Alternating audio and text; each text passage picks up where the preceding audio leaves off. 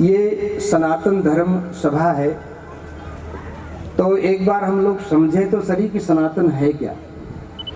शाब्दिक अर्थ होता है जिसका न आदि है न अंत है, जो न कहीं से प्रारंभ हो रही है और न कहीं उसका अंत हो, उसका नाम है सनातन। संसार में जितने मत, मजहब, पंथ और इज़म हैं, उनका कोई न कोई जनक है, किसी न किसी ने उसको शुरू किया। जैसे दृष्टांत के लिए कि इस्लाम कब से, तो मोहम्मद से। ईसाईयत कब से, तो ईसा से। जैनिज्म, बुद्धिज्म के बारे में भी यही समझ लेना चाहिए, उनके कोई ना कोई प्रवर्तक हैं। लेकिन सनातन कब से?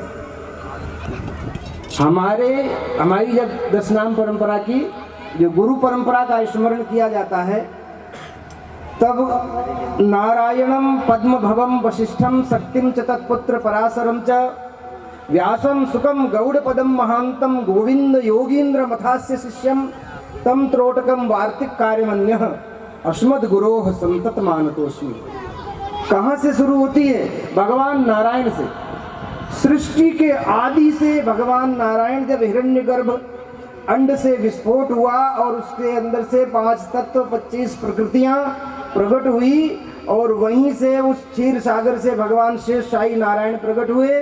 नारायण के नाभि से ब्रह्मा प्रकट हुए, और ब्रह्मा से वशिष्ठ, वशिष्ठ से शक्ति, शक्ति से पाराशर, पाराशर के व्यास, व्यास के सुखदेव, सुखदेव जी महाराज के गौड़पादाचार्य, गौड़पादाचार्य के पद्मपादाचार्य, पद्मपादाचार्य के हस्तमलकाचार्य, शंकराचार्य, और शिष्य प्रशिष्य की परंपरा से ये आज तक ये देखो हमारी गुरु परंपरा चली आ रही, नारायण से शुरू होकर के, और ये हमारी गुरु परंपरा आज तक चली आ रही है,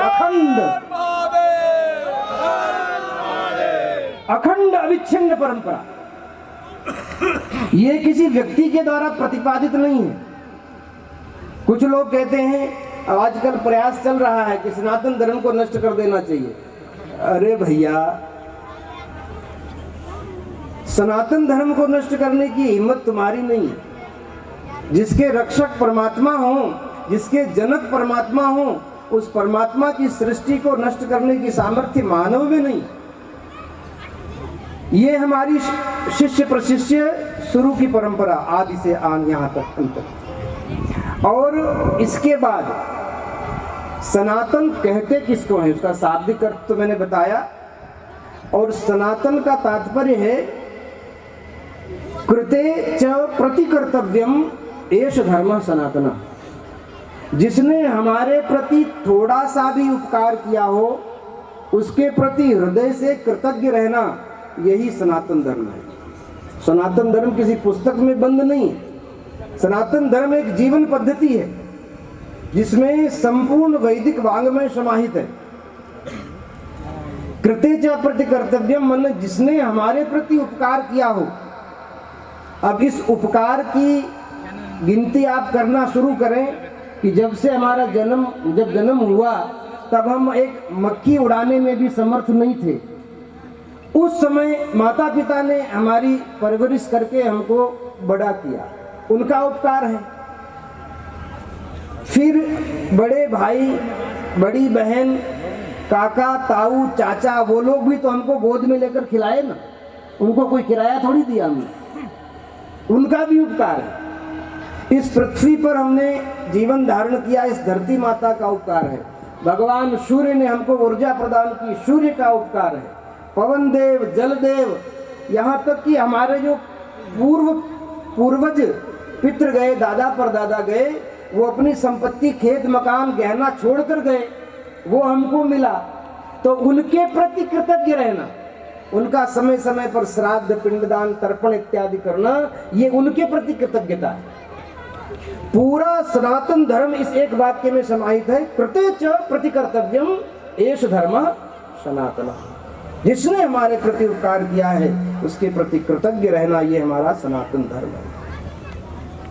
सज्जनों, विश्व में सनातन धर्म की जैसी व्यवस्था विश्व मानव को अगर जीवित रहना है, इस पृथ्वी पर मानव जाति के अस्तित्व को अगर बचाकर रखना है, तो सनातन धर्म की शरणागति लेनी ही पड़ेगी।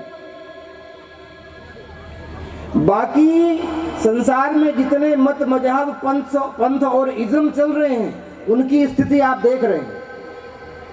पूरे विश्व में आग लगी हुई है, पूरा विश्व जो है बारूद के ढेर पर बैठा है। कब इसका विस्फोट हो और कब ये मानव जाति का अस्तित्व खत्म हो जाए, कह नहीं सकते। एकमात्र सनातन धर्म ही एक जीवन पद्धति है जिसका विश्व मानव अगर आश्रय ले तो वो दीर्घ काल तक, चिरकाल तक इस पृथ्वी पर जीवित रह सकता है। बाकी और कोई साधना उपासना पद्धति मानव के अस्तित्व को बचाने में सक्षम नहीं।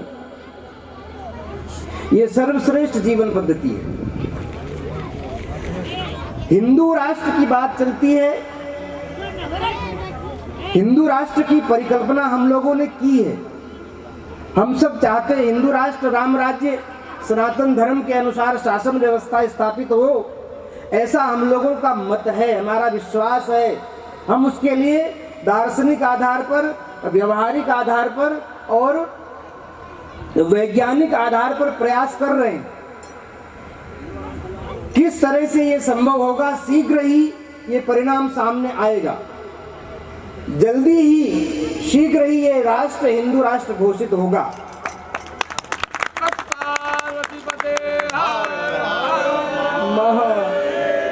और ऐसा मैं किसी आवेश में नहीं कह रहा हूं महाराज। सब लोग बिल्कुल विवेक पूर्वक, होश पूर्वक सुन ले कि मैंने कोई नशा नहीं किया, कि नशा में कोई बात कह रही हूं। बिल्कुल स्पष्ट होश पूर्वक कह रहा हूं कि बहुत थोड़े ही समय में यह राष्ट्र हिंदू राष्ट्र घोषित होगा।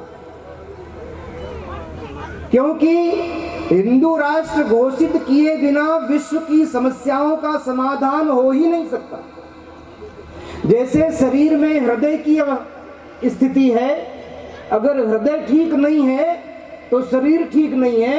ऐसे ये भारत विश्व का हृदय है, अगर ये ठीक नहीं होगा तो विश्व ठीक नहीं होगा। हिंदू राष्ट्र की परिकल्पना में समाज कैसा हो, सुसंस्कृत हो, सुशिक्षित हो, सुदृढ़ हो, सुसंपन्न हो, सेवापरायण समाज हो और पक्षपात विहीन शासन की स्थापना हो, शोषण विनिर्मुक्त समाज की स्थापना। ये बिंदु हैं हिंदू राष्ट्र के।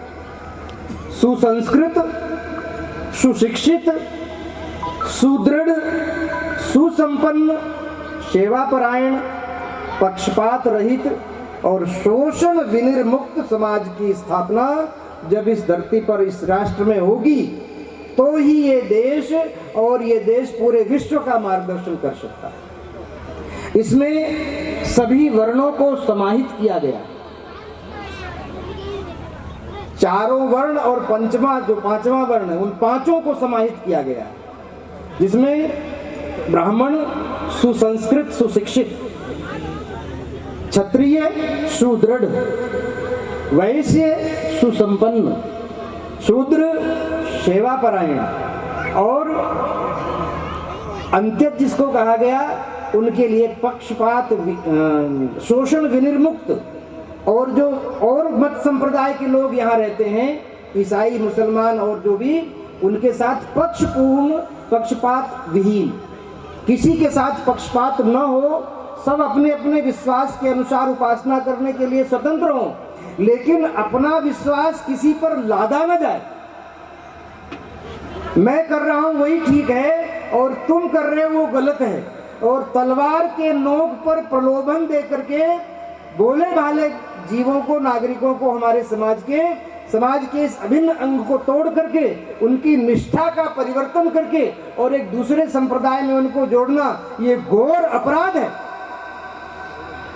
ईसा मसीह के अनुयायी कान खोलकर सुन लें, नहीं मीडिया के माध्यम से सुन लेना। ईसा मसीह के जीवन काल में 20 वर्ष ईसा मसीह पता नहीं रहा कि कहाँ रहे। 20 वर्ष तक उस काल को डार्क एज कहते हैं बाइबल के अनुसार। जो 20 साल ईसा अज्ञात रहे वो और कहीं नहीं रहे, भारत में आकर रहे। भारत में रह करके उन्होंने वैष्णवी दीक्षा ली और वैष्णवी दीक्षा के अनुसार उपासना की। रोम में आज भी जो ईसा मसीह की मूर्ति लगी हुई है, जहाँ पर उनको सूली पर चढ़ाया गया था, वो मूर्ति आज भी वैष्णव तिलक त्रिपुंड ऊर्ध्वपुंड से अंकित है।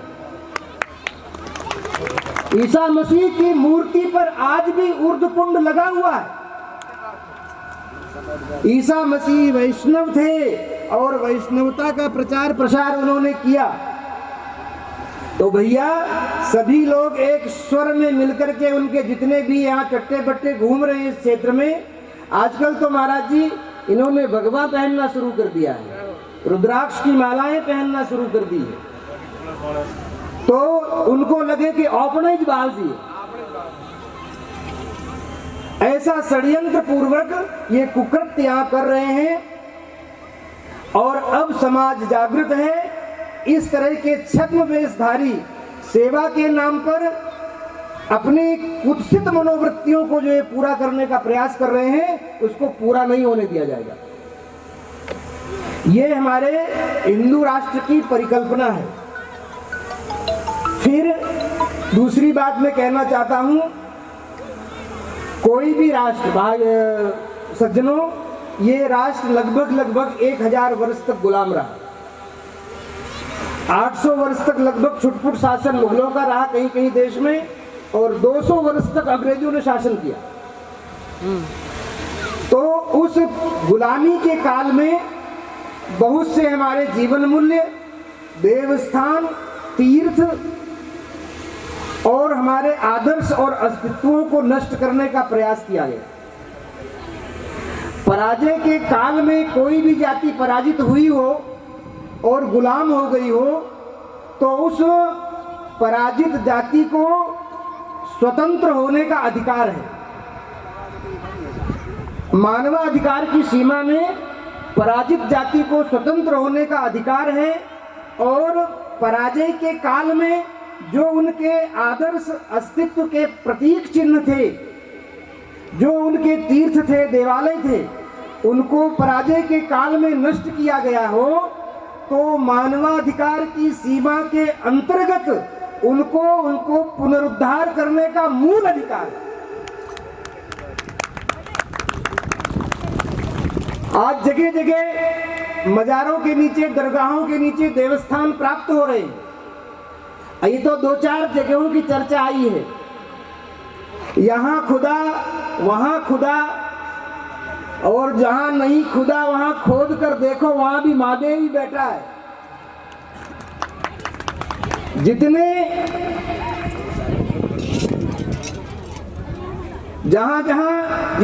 कम से कम नहीं तो 4000 से ऊपर स्थान तो बिल्कुल चिन्हित हैं कि जिन देवालयों को नष्ट करके उसके ऊपर ऐसे विवादित ढांचों का निर्माण किया गया। और बेशर्माई पूर्वक इस तरह से टेलीविजन पर, सोशल मीडिया पर आकर के बयान देते हैं कठमुल्ले ये कि वहां मस्जिद थी, है और कयामत तक रहेगी। अरे तुम्हारी माँ ने दूध नहीं पिलाया है कि जो उसको आप सुरक्षित कर सकते हो।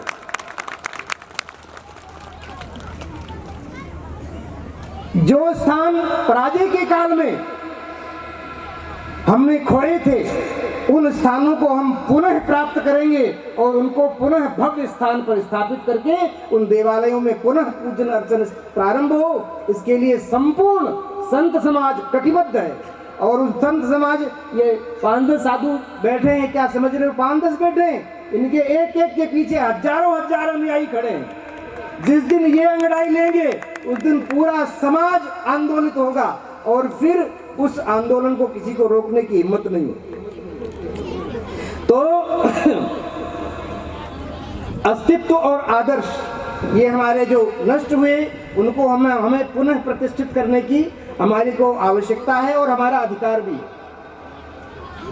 तीसरा विषय, हिंदू राष्ट्र की कल्पना हम क्यों करते हैं। हिंदू राष्ट्र घोषित होना क्यों आवश्यक? 15 अगस्त 1947 को देश की आजादी हुई। आजादी का आंदोलन लड़ा गया। हजारों युवाओं ने अपनी युवा अवस्था को कुर्बान किया। हजारों माताएं विधवा हुई, हजारों बहनें अनाथ हो गई, हजारों माताओं की कोख उजड़ गई। उन स्वतंत्रता सेनानियों ने इसी प्रकार की आजादी की कल्पना की थी। जिस तरह से देश जिस दिशा में जा रहा है, क्या इसी तरह की आजादी की कल्पना हमारे स्वतंत्रता सेनानियों ने की थी? चारों तरफ भ्रष्टाचार का वातावरण बना हुआ है। देश की पवित्र गोमाता निर्ममता पूर्वक क्रूर कसाईयों के हाथों मारी जा रही है। देश की आजादी का आंदोलन केवल मात्र गोरक्षा के लिए हुआ। देश की प्रथम जो विद्रोह हुआ 1857 में मेरठ की भैरमपुर छावनी में, वो विद्रोह मंगल पांडे के नेतृत्व में हुआ था और मंगल पांडे ने